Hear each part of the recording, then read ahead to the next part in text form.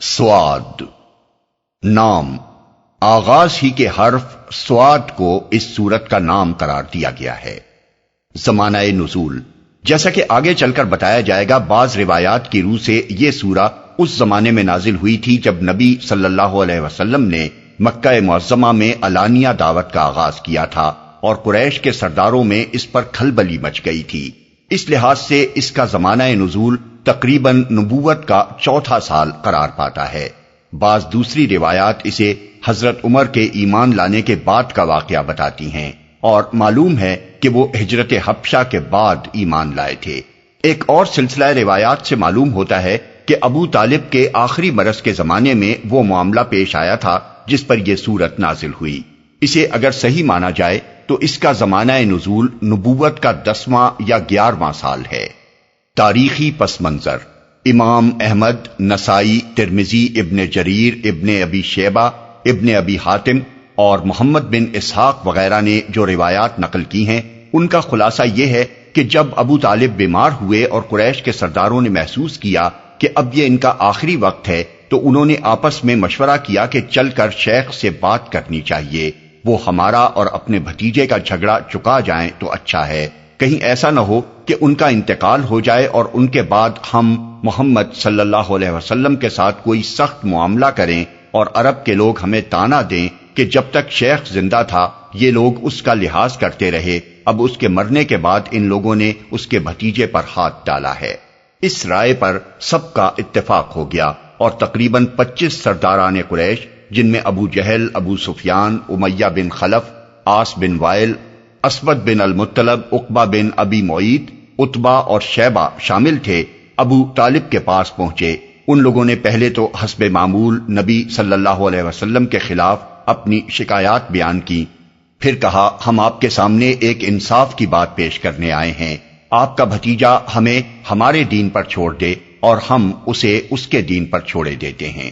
وہ جس معبود کی عبادت کرنا چاہے کرے، ہمیں اس سے کوئی تعرض نہیں، مگر وہ ہمارے معبودوں کی مذمت نہ کرے اور یہ کوشش نہ کرتا پھرے کہ ہم اپنے معبودوں کو چھوڑ دیں، اس شرط پر آپ ہم سے اس کی صلح کرا دیں۔ ابو طالب نے نبی صلی اللہ علیہ وسلم کو بلایا اور آپ سے کہا کہ بھتیجے، یہ تمہاری قوم کے لوگ میرے پاس آئے ہیں، ان کی خواہش ہے کہ تم ایک منصفانہ بات پر ان سے اتفاق کر لو تاکہ تمہارا اور ان کا جھگڑا ختم ہو جائے۔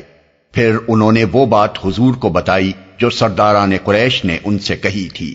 نبی صلی اللہ علیہ وسلم نے جواب میں فرمایا، چچا جان، میں تو ان کے سامنے ایک ایسا کلمہ پیش کرتا ہوں جسے اگر یہ مان لیں تو عرب ان کا تابع فرمان اور عجم ان کا باج گزار ہو جائے۔ حضور کے اس ارشاد کو مختلف راویوں نے مختلف الفاظ میں نقل کیا ہے۔ ایک روایت یہ ہے کہ آپ نے فرمایا، اریدہم علی کلمۃ واحدۃ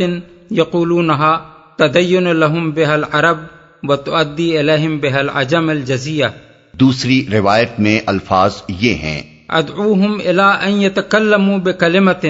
تدین لہم بہا العرب ویملکون بہا العجم۔ ایک اور روایت میں ہے کہ آپ نے ابو طالب کے بجائے قریش کے لوگوں کو خطاب کر کے فرمایا، کلمۃ واحدۃ تعطونیہا تملکون بہا العرب وتدین لکم بہا العجم۔ اور ایک روایت کے الفاظ یہ ہیں، ارأیتم ان آتیتکم کلمۃ تکلمتم بہا ملکتم بہا العرب ودانت لکم بہا العجم۔ ان لفظی اختلافات کے باوجود مدعا سب کا یکساں ہے، یعنی حضور نے ان سے کہا کہ اگر میں ایک ایسا کلمہ تمہارے سامنے پیش کروں جسے قبول کر کے تم عرب و عجم کے مالک ہو جاؤ گے تو بتاؤ یہ زیادہ بہتر بات ہے یا وہ جسے تم انصاف کی بات کہہ کر میرے سامنے پیش کر رہے ہو؟ تمہاری بھلائی اس کلمے کو مان لینے میں ہے یا اس میں کہ جس حالت میں تم پڑے ہو اسی میں تم کو پڑا رہنے دوں، اور بس اپنی جگہ آپ ہی اپنے خدا کی عبادت کرتا رہوں۔ یہ سن کر پہلے تو وہ لوگ سٹپٹا گئے، ان کی سمجھ میں نہ آتا تھا کہ آخر کیا کہہ کر ایسے ایک مفید کلمے کو رد کر دیں۔ پھر کچھ سنبھل کر بولے، تم ایک کلمہ کہتے ہو، ہم ایسے 10 کلمے کہنے کو تیار ہیں، مگر یہ تو بتاؤ کہ وہ کلمہ کیا ہے؟ آپ نے فرمایا، لا الہ الا اللہ۔ اس پر وہ سب یکبارگی اٹھ کھڑے ہوئے اور وہ باتیں کہتے ہوئے نکل گئے جو اس سورہ کے ابتدائی حصے میں اللہ تعالیٰ نے نقل کی ہیں۔ ابن سعد نے طبقات میں یہ سارا قصہ اسی طرح بیان کیا ہے جس طرح اوپر مذکور ہوا، مگر ان کی روایت کے مطابق یہ ابو طالب کے مرض وفات کا نہیں بلکہ اس وقت کا واقعہ ہے جب حضور نے دعوت عام کی ابتدا کی تھی اور مکے میں پے در پے یہ خبریں پھیلنی شروع ہو گئی تھیں کہ آج فلاں آدمی مسلمان ہوا اور کل فلاں۔ اس وقت سرداران قریش یکے بعد دیگرے کئی وفد ابو طالب کے پاس لے کر پہنچے تھے تاکہ وہ محمد صلی اللہ علیہ وسلم کو اس تبلیغ سے روک دیں، اور انہی وفود میں سے ایک وفد کے ساتھ یہ گفتگو ہوئی تھی۔ زمخشری، رازی، نیسابوری اور بعض دوسرے مفسرین کہتے ہیں کہ یہ وفد ابو طالب کے پاس اس وقت گیا تھا جب حضرت عمر کے ایمان لانے پر سرداران قریش بوکھلا گئے تھے، لیکن کتب روایت میں سے کسی میں اس کا حوالہ ہمیں نہیں مل سکا ہے اور نہ ان مفسرین نے اپنے ماخذ کا حوالہ دیا ہے۔ تاہم اگر یہ صحیح ہو تو یہ ہے سمجھ میں آنے والی بات، اس لیے کہ کفار قریش پہلے ہی دیکھ کر گھبرائے ہوئے تھے کہ اسلام کی دعوت لے کر ان کے درمیان سے ایک ایسا شخص اٹھا ہے جو اپنی شرافت، بے داغ سیرت اور دانائی اور سنجیدگی کے اعتبار سے ساری قوم میں اپنا جواب نہیں رکھتا۔ پھر اس کا دست راست ابو بکر جیسا آدمی ہے جسے مکے اور اس کے اطراف کا بچہ بچہ ایک نہایت شریف، راست باز اور ذکی انسان کی حیثیت سے جانتا ہے۔ اب جو انہوں نے دیکھا ہوگا کہ عمر بن خطاب جیسا جری اور صاحب عزم آدمی بھی ان دونوں سے جا ملا ہے تو یقیناً انہیں محسوس ہوا ہوگا کہ خطرہ حد برداشت سے گزرتا جا رہا ہے۔ موضوع اور مباحث۔ اوپر جس مجلس کا ذکر کیا گیا ہے اسی پر تبصرے سے اس سورہ کا آغاز ہوا ہے۔ کفار اور نبی صلی اللہ علیہ وسلم کی گفتگو کو بنیاد بنا کر اللہ تعالیٰ نے بتایا ہے کہ ان لوگوں کے انکار کی اصل وجہ دعوت اسلامی کا کوئی نقص نہیں ہے بلکہ ان کا اپنا تکبر اور حسد اور تقلید عامہ پر اصرار ہے۔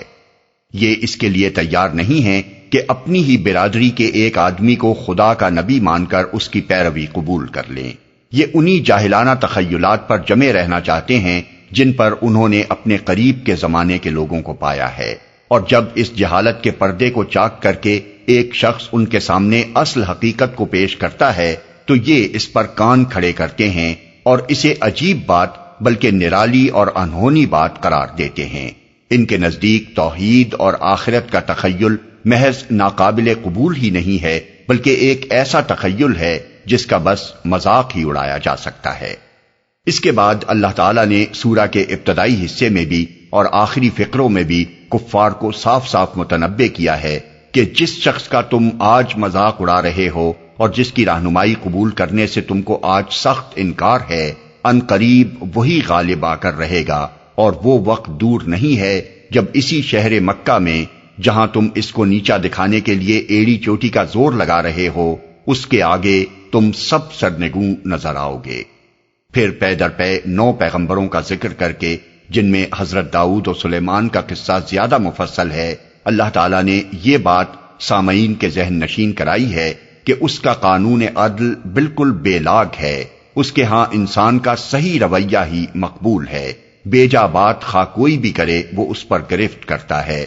اور اس کے ہاں وہی لوگ پسند کیے جاتے ہیں جو لغزش پر اصرار نہ کریں بلکہ اس پر متنبع ہوتے ہی تائب ہو جائیں اور دنیا میں آخرت کی جواب دہی کو یاد رکھتے ہوئے زندگی بسر کریں۔ اس کے بعد فرما بردار بندوں اور سرکش بندوں کے اس انجام کا نقشہ کھینچا گیا ہے جو وہ عالم آخرت میں دیکھنے والے ہیں، اور اس سلسلے میں کفار کو 2 باتیں خاص طور پر بتائی گئی ہیں۔ ایک یہ کہ آج جن سرداروں اور پیشواؤں کے پیچھے جاہل لوگ اندھے بن کر ضلالت کی راہ پر چلے جا رہے ہیں، کل وہی جہنم میں اپنے پیروں سے پہلے پہنچے ہوئے ہوں گے اور دونوں ایک دوسرے کو کوس رہے ہوں گے۔ دوسرے یہ کہ آج جن اہل ایمان کو یہ لوگ ذلیل و خوار سمجھ رہے ہیں، کل یہ آنکھیں پھاڑ پھاڑ کر حیرت کے ساتھ دیکھیں گے کہ ان کا جہنم میں کہیں نام و نشان تک نہیں ہے، اور یہ خود اس کے عذاب میں گرفتار ہیں۔ آخر میں قصہ آدم و ابلیس کا ذکر فرمایا گیا ہے، اور اس سے مقصود کفار قریش کو یہ بتانا ہے کہ محمد صلی اللہ علیہ وسلم کے آگے جھکنے سے جو تکبر تمہیں مانع ہو رہا ہے، وہی تکبر آدم کے آگے جھکنے سے ابلیس کو بھی مانع ہوا تھا۔ خدا نے جو مرتبہ آدم کو دیا تھا اس پر ابلیس نے حسد کیا اور حکم خدا کے مقابلے میں سرکشی اختیار کر کے لعنت کا مستحق ہوا۔ اسی طرح جو مرتبہ خدا نے محمد صلی اللہ علیہ وسلم کو دیا ہے اس پر تم حسد کر رہے ہو اور اس بات کے لیے تیار نہیں ہو کہ جسے خدا نے رسول مقرر کیا ہے اس کی اطاعت کرو۔ اس لیے جو انجام ابلیس کا ہونا ہے وہی آخر کار تمہارا بھی ہونا ہے۔